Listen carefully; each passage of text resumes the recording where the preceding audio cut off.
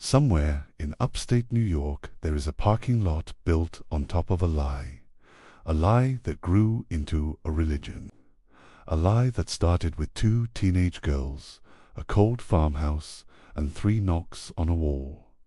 This is the story of the Fox sisters. How they started the largest spiritual movement of the 19th century by accident, and how they spent the rest of their lives trying to undo it. So settle in, imagine a cold March night in 1848, a wooden house in the middle of nowhere. 2 sisters in a dark room, listening to a sound they cannot explain. Chapter 1. The Cold House. The Fox family arrived in Hydesville, New York, in the middle of a hard winter. They were not rich people. John Fox was a blacksmith, and blacksmiths do not get rich in small towns. He found a farmhouse on the edge of the village that rented cheap. There was a reason for that. The previous tenants had left suddenly. Nobody said why. The neighbor, a woman named Mrs. Redfield, mentioned it within the first hour of their arrival. She stood at the front door with her arms crossed and said, "You would not catch me sleeping in that house." Then she walked away without explaining. John Fox was a practical man. He dealt in iron and fire. He did not believe in anything he could not hold in his hands, so he unloaded the wagon and carried the furniture inside. The house was a wooden box with 2 floors and a staircase that creaked under any weight. The cellar stayed damp even in summer. It was not a pleasant house, but it was cheap. The 2 younger daughters shared a room upstairs. Kate was 14. Maggie was 13. They were regular farm girls who helped with chores and argued about nothing. Their older sister Leah was already married and living in a different town. The house felt emptier with just the 4 of them. That first night, Maggie asked Kate if she believed in ghosts. Kate said no, but she said it too quickly. The town of Hydesville does not exist anymore. It was absorbed and forgotten. If you go looking for the Fox farmhouse today, you will find a car park. The whole thing was paved over. The cold house where a religion began is now a place where people leave their cars while they shop for groceries. Chapter 2. The First Knocks. The sounds started in late March. Not loud at first, just taps in the wall, like someone drumming their fingers on the other side. John said it was the timbers settling. Margaret said it was the wind, but the taps had a rhythm.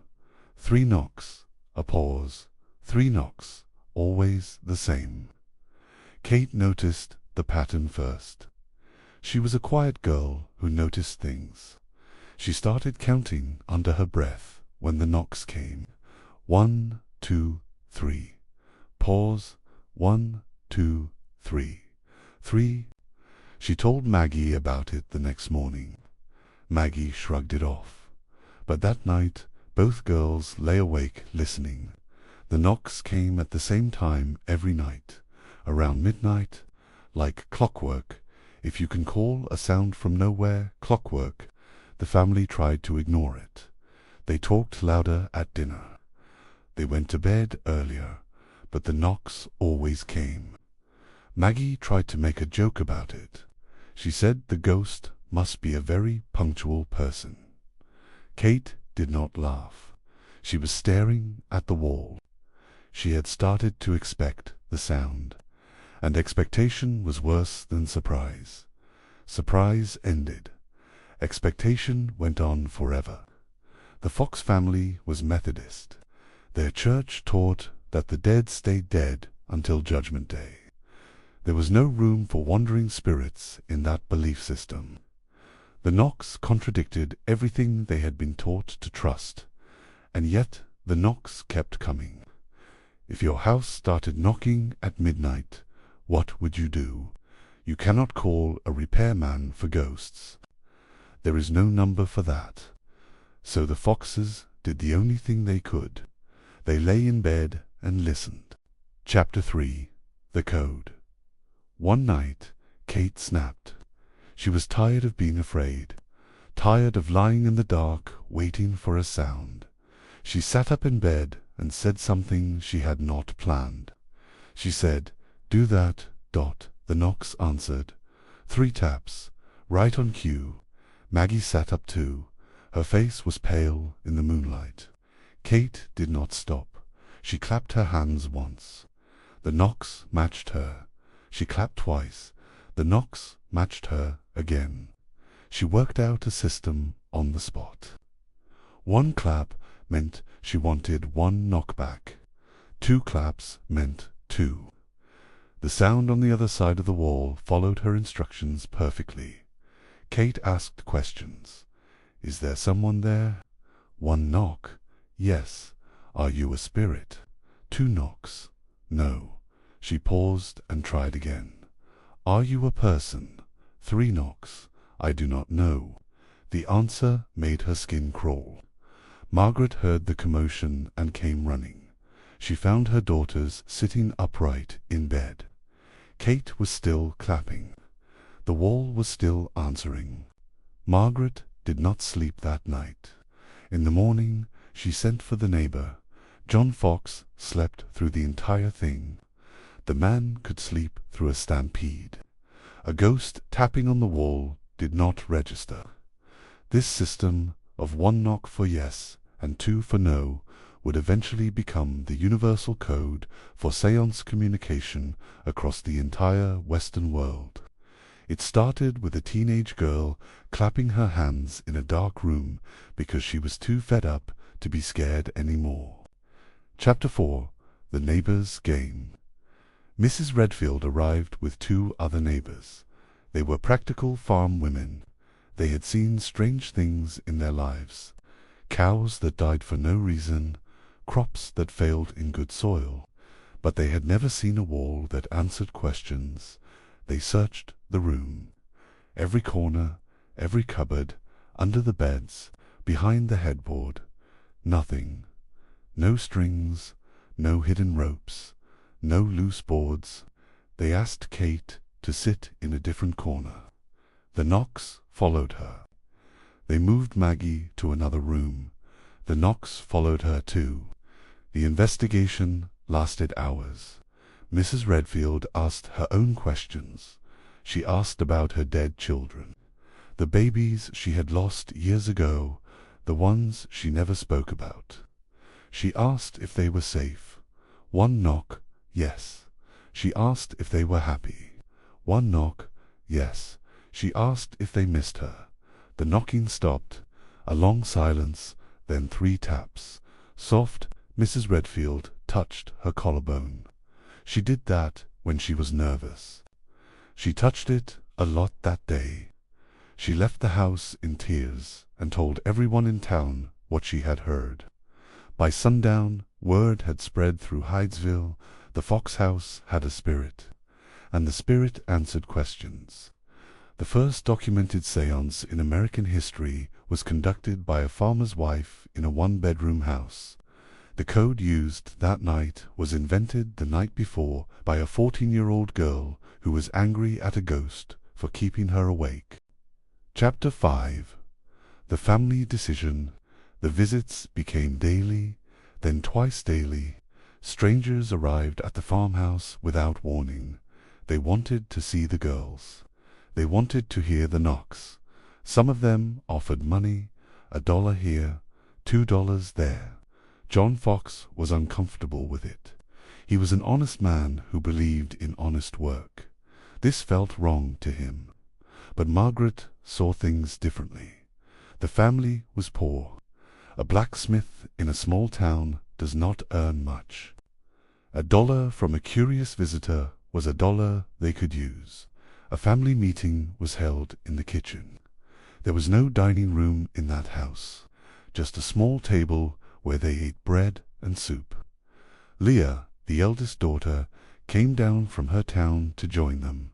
She argued strongly in favor of public demonstrations.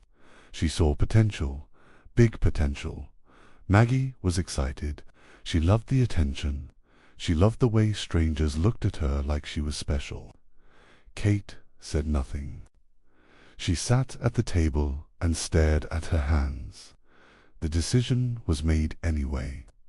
The Fox family would hold regular seances. Admission would be small but not free. The first advertised seance cost 25 cents. That is about $9 today.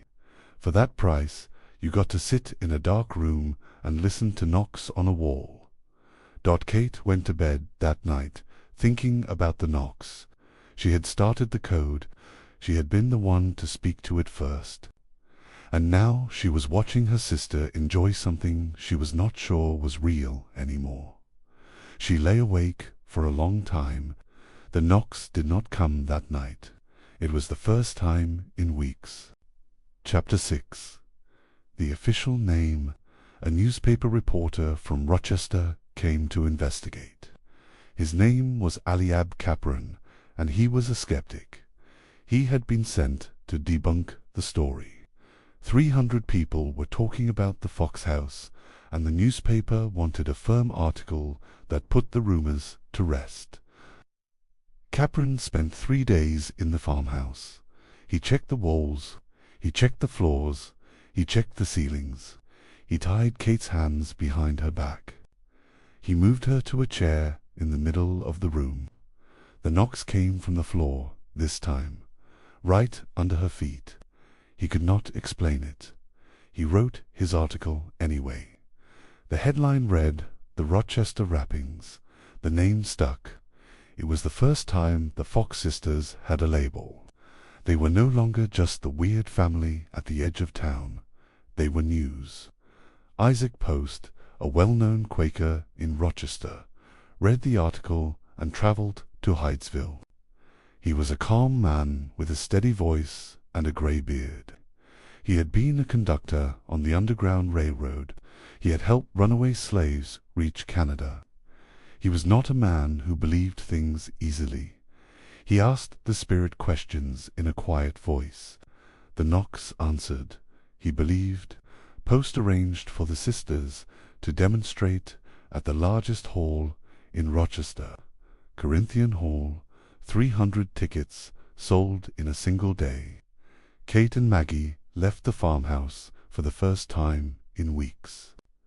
Maggie was giddy.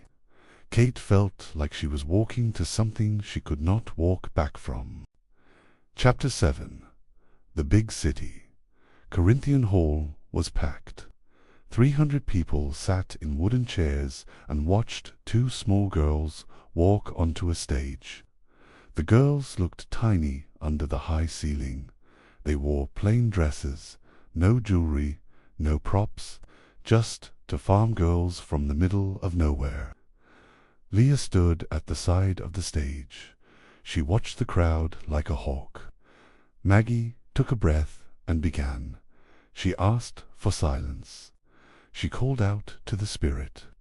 The knocks came from the floor, loud enough for every person in the room to hear. The crowd gasped. She asked if the spirit could answer questions. 3 knocks, yes.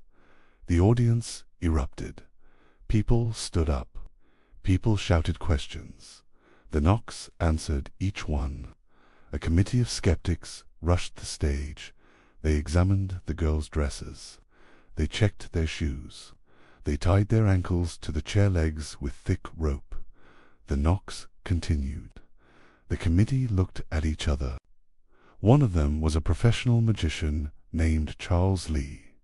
His entire career was built on fooling people.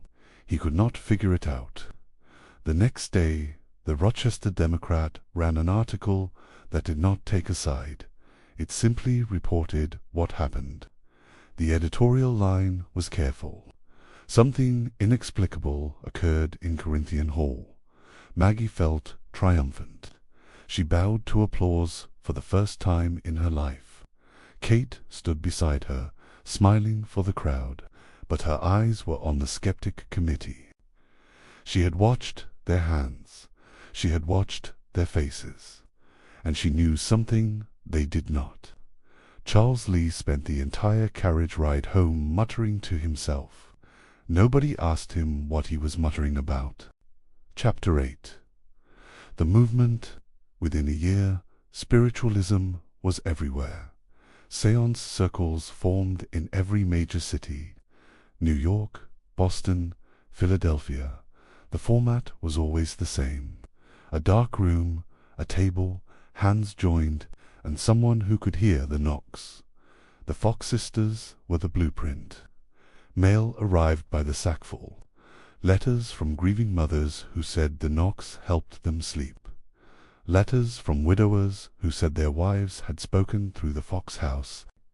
Letters from skeptics demanding a chance to examine the girls, the good, the bad, and the begging. All of it had to be answered. Leah took over completely. She booked tours, she set prices, she handled the newspapers. She was good at it. She turned a family oddity into a nationwide business. Maggie loved the travel. She loved the hotels and the fancy dinners. She loved the way strangers treated her like someone important. Kate got quieter. She started pulling away from the performances. She told Maggie she was tired, but the truth was different. The truth was that Kate had started to see the damage. Every séance made the lie bigger. Every satisfied customer made it harder to stop. By 1855, an estimated 2 million Americans were practicing spiritualists. That is, more people than lived in New York City at the time. 2 million people who believed in the spirit world because 2 teenage girls knocked on a wall. Kate developed a habit of rubbing her thumbs together when she was uncomfortable. By the time the movement peaked, her thumbs were rubbing almost constantly. Chapter 9. The Cracks. The year was 1860. Maggie was 25. She had been doing this for 12 years. The constant travel, the constant pretending, the constant questions from strangers who wanted to touch her and examine her. She started drinking in hotel rooms after shows. Just a little at first, then more. Leah covered it up. She told reporters Maggie had headaches. She told them Maggie needed rest.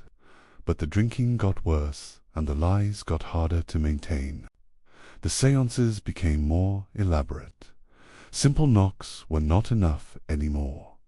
Audiences expected more. Tables needed to lift. Chairs needed to slide. Curtains needed to flutter. The sisters developed methods. A foot pressing against a table leg. A string pulled by an accomplice. The lie grew more complicated every year. Kate stopped performing. She lived alone in a small apartment. She did not answer Leah's letters. She did not attend family meetings. She never spoke to the newspapers. She simply vanished from the spiritualist world. One night, a reporter found Maggie drunk in a hotel hallway. She was leaning against the wall. Her dress was crooked. Her hair was a mess. The reporter recognized her. He did not write the story, but word got around. The cracks were showing. Maggie's alcoholism was kept secret by the spiritualist community for nearly 30 years. The followers protected her because her confession would have destroyed their faith. The problem with founding a religion is you cannot resign. There is no 2 weeks' notice, no exit interview. You just keep knocking. Chapter 10. The Confession. 40 years after the first knock. The year was 1888. Maggie was 53. Her hair was grey. Her hands were unsteady. Her life had been a long slide into poverty and loneliness. She walked onto a stage at the Academy of Music in New York City and stood in front of a packed house. She asked for silence. The room went quiet. She said, "I am here to tell the truth." And she did. She showed them how the knocks were made. She cracked her toe joints. a sharp sound that filled the theater. She explained it simply, a trick she learned as a child playing games. You snap your big toe against the floor. The knuckle makes a sound that carries through wood. It worked in walls. It worked in floors. It worked in ceilings. The most famous sound in America was just a joint popping. The crowd was silent. Some of them wept. Some of them walked out. Maggie finished and stood alone on the stage, waiting for something. She was not sure what. The newspapers published her confession on the front page. The headline read, "The Great Hoax Exposed." Maggie demonstrated the toe-snapping technique to a room full of doctors afterwards. They confirmed it was physically possible. The sound matched exactly. Her confession was the 19th century equivalent of a whistleblower coming forward. She had carried a secret for 40 years, and when she finally told it, half the world refused to believe her anyway. Chapter 11. The Retraction. The backlash was immediate. Not against Maggie, against the idea that the confession could be true. Spiritualists rallied. They said Maggie was coerced. They said she was drunk. They said she was paid by Catholic priests who wanted to destroy the movement. The letters poured in again. This time they were hateful. Maggie could not handle it. She had been braver on the stage than she was in the aftermath. The isolation crushed her. The believers she had fooled for 40 years were now her only community, and they had turned on her. She had no friends outside the spiritualist world. She had no money. She had nothing. She recanted 1 year later. She signed a document saying her confession was false. The knocks were real after all. She said she had been pressured by the church and suffering from illness. The document was worded strangely. It used the phrase confesses to a confession, legal language that suggested lawyers had written it. Lawyers protecting the spiritualist church. Spiritualism breathed again. The believers said they knew it all along. Maggie returned to the circuit and performed seances again. But the rooms were smaller. The audiences were thinner. The magic was gone. She died in 1890, poor and bitter. Kate refused to speak to her after the retraction. She said nothing to the newspapers. She just stopped answering letters. The night before Maggie signed the retraction, she sat alone in a hotel room. She looked at her hands. She thought about the cold farmhouse and the first knock. She thought about Kate. Then she signed the paper. Chapter 12. The Silence. Kate died in 1892, 2 years after Maggie. She was 58 years old and lived alone in a small apartment in Brooklyn. No husband, no children, no visitors. The landlord found her 3 days after she passed. She was sitting in a chair by the window. Her apartment held almost nothing. A bed, a table, a stack of newspapers from 40 years ago. She never remarried. She never had a career after the knocks. She simply stopped. The neighborhood did not know who she was. The landlord did not know. The grocer on the corner did not know. One of the last surviving founders of a 2 million person movement died in a tiny room above a bakery, and nobody noticed for 3 days. The Fox sisters are remembered differently by different people. To believers, they were prophets who lost their way. To skeptics, they were frauds who got caught. But to anyone who thinks about it for more than a minute, they were just 2 girls who started a game in a cold house and could not figure out how to stop. 3 knocks in the dark. That is all it was. The original Fox farmhouse in Hydesville was eventually demolished. But spiritualists did not let it go. They moved it brick by brick and rebuilt it in a different town as a shrine.